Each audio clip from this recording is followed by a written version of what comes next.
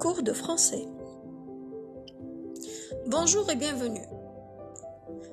Dans cette vidéo, nous allons traiter la voix passive. Alors, nous allons commencer par une remarque importante. Quand on veut savoir la voix d'un verbe, on doit se poser la question suivante. Qui fait l'action? Si c'est le sujet qui fait l'action, on est à la voix active. En revanche, si le sujet subit l'action, on est à la voix passive. Quand on est à la voix passive et que le sujet subit l'action, c'est le complément d'agent qui accomplit l'action. Ce complément d'agent peut être introduit par la préposition de ou par. Ainsi, il est respecté de tout le monde. Elle est bien accueillie par son oncle. De tout le monde et par son oncle sont appelés compléments d'agent. Attention, il n'y a pas forcément de complément d'agent.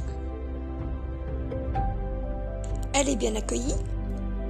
La phrase reste quand même une phrase passive, pourtant, il n'y a pas de complément d'agent.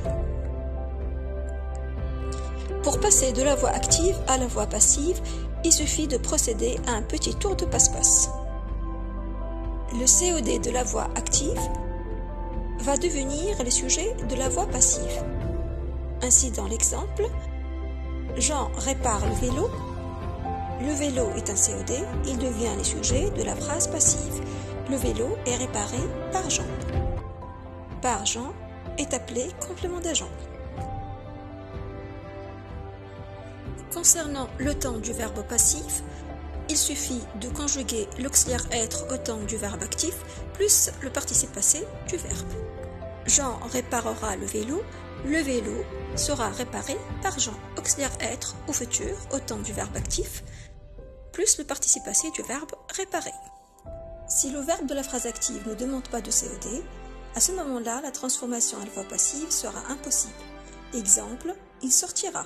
Pas de COD, transformation impossible. On retient que à la voix active, on a un COD et c'est le sujet qui fait l'action. Mais à la voix passive, on a un complément d'agent et le sujet subit l'action. Voilà.